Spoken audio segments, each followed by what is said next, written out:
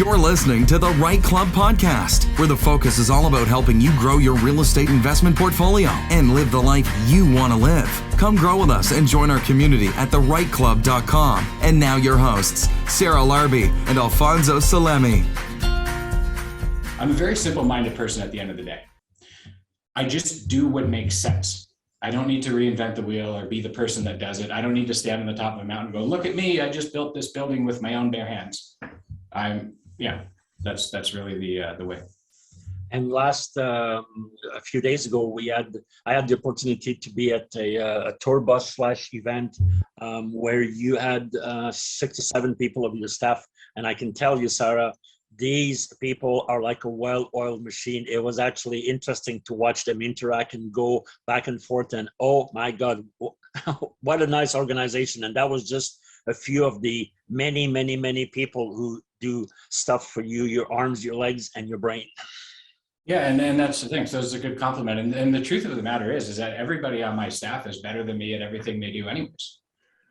So it's perfect. Like, I have no brain, so I can't be tempted to do something, get in the way or make a wrong decision. If it's a construction question, I ask my vice president of construction because they know 50 times more than I'll ever know about construction. So I don't get in my way. So life's really easy for me in the sense that I'm not a barrier that gets in my own way, because I don't have an ego that thinks I have to do anything. As a matter of fact, I'm responsible for getting it done. Big difference between being responsible for getting it done and doing it. Big difference. Yeah, absolutely. So here's a question though, just because a lot of people are wondering, how do you have so much opportunity that you're cultivating and you're developing and you've got on the go. I think you said 2 million square feet. Like, how are you structuring these? Like, maybe just give us an example of like a deal that you're working on. Are you structuring it as a single owner? Are you bringing in partners? Like, maybe just walk us through if somebody wanted to do it themselves, just what you're doing.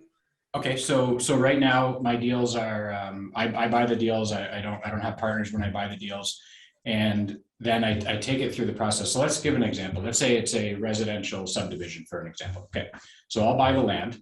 And it's sort of like being an artist where you have to create what is it going to look like in compliance with the official plan and the zoning bylaws and stuff like that, using those as constraints. So I would look at it and say, okay, well, I would pick up the telephone, call my architect, or walk down the hallway and talk to him and say, listen, I need you to tell me what the maximum density I could do on this location would be.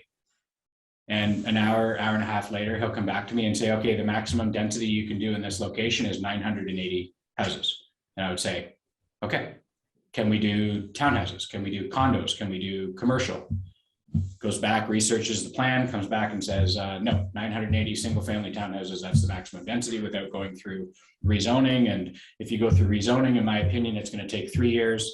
And it's a maybe, and it's going to cost us $850,000. I'm going to say, oh, I just like the 980 houses. Let's go.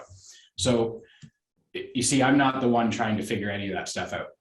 Okay, I could do it if I had to, but it would take me 2 weeks for something I just got an answer for an hour. And in the hour he's spending getting me the answer, I'm doing something else. Buying more land. Yeah, I'm buying more land. So what can happen is if I were to put a deal together, just let's say let's use an easy one that I'm doing right now. Okay, so it's an apartment building.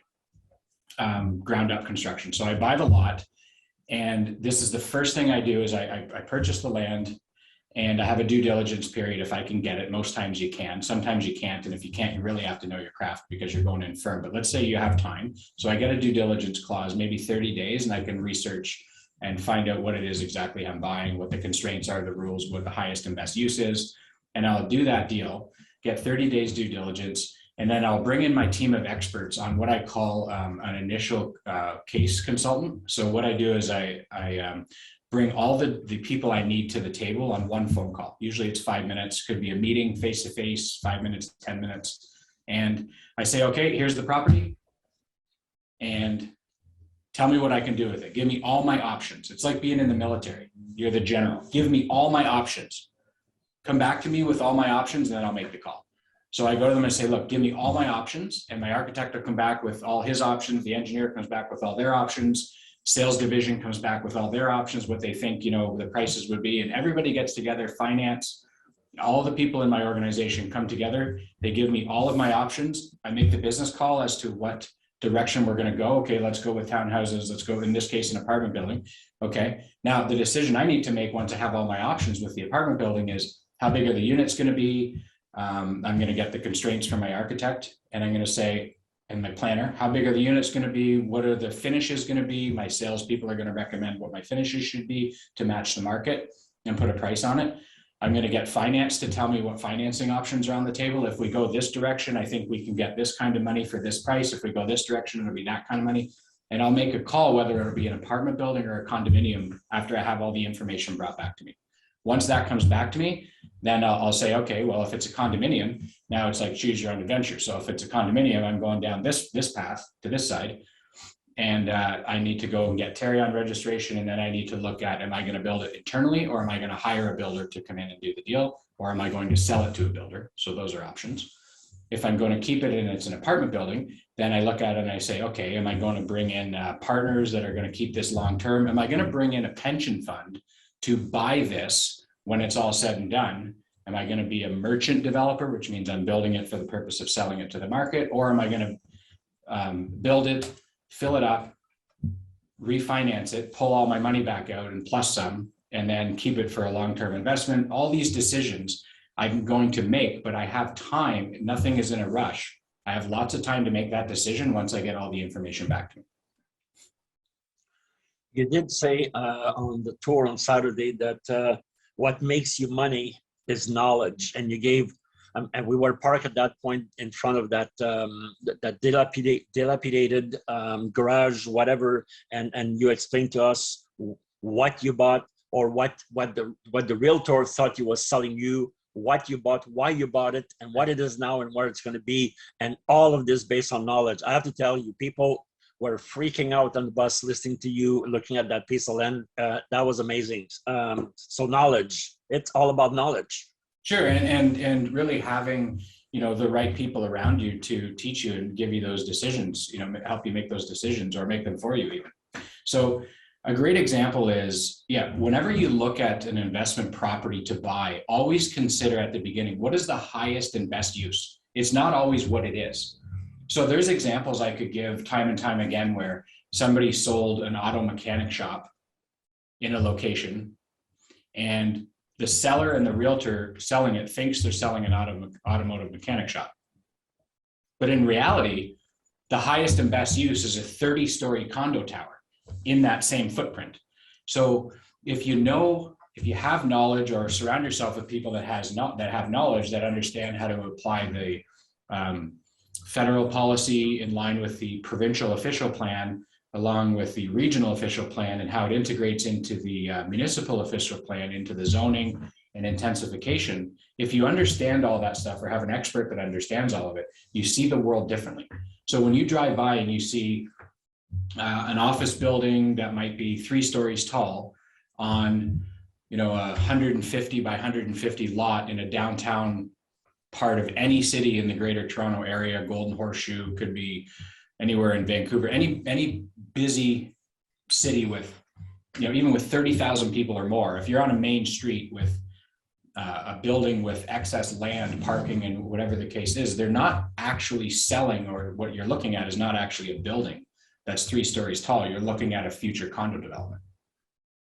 And, you know, so that's what you're buying when you're evaluating the deal. You're not evaluating what you're seeing in front of you. You're seeing the world for what it could be. It's almost like scouting. If you take it in sports, they draft, you know, in the NFL and football right now, they draft the best athletes. They don't draft any position specific. They look and say, who's the best athlete? I can teach him to play football. And what is this person's potential, and what is their ceiling? Look, they can run a 40-yard dash in 3.8 seconds. You know, this person is going to be a superstar in the NFL no matter where I put them.